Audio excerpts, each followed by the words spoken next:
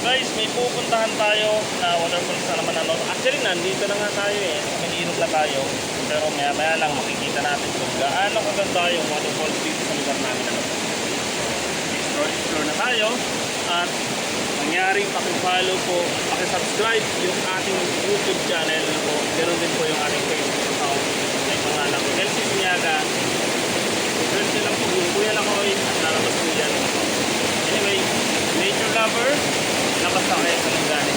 Tara na, at samahan niyo ako sa mag-explore dito sa Mindoro. Explore natin yung mga natatagong yaman sa Mindoro. Para dito yung yaman sa puso na sa kalikasan. Na iba ang panahon sa hinulma sa kalikasan. Salamat kasi yung mga ganitong klase na likas na kagandahan. Tulad dyan, yung nasa background natin na yan. Ano po? Diba? Ang ganda na po. Kaya na wala yung mag-instalize natin. Tututok natin yung camera na lang po. So, medyo challenging lang po talaga ang daan ang papunta dito. So, dito tinataanan natin. Kailangan natin kapawid-tawid dito sa mga matutulog sa bato. At walang sukuan dito. Iuso ang pagsuko. So, hanap lang tayo na magandang pwesto para maipakita sa inyo yung ganda ng Cantina Waterfall. Halika at samahan mo ko na magkapisaw dito sa Cantina Waterfall. Sobrang ganda dito at lamig ng tubig dito guys. All natural, wala pang dine-develop at all natural.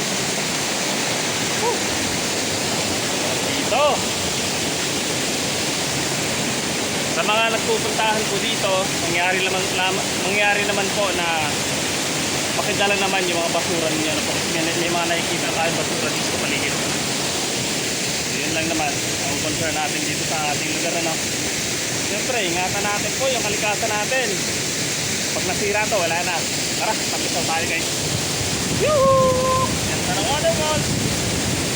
Hindi na waterfall. Yuhuu!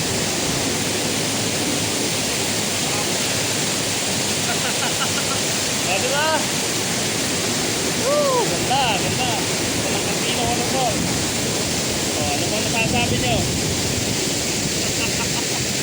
Woohoo! Lamig ng tubig guys.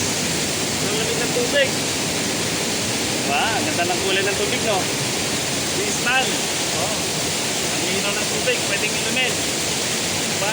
Tapos syempre, yung kapaligiran nito punong-puno ng mga halaman, ng mga malalaking punong kahoy. Yan. So may second layer pa yan sa taas. At pwede natin akitin yan maya lang ano po. So yung ibang video natin guys, i-upload natin ito sa ating Facebook account.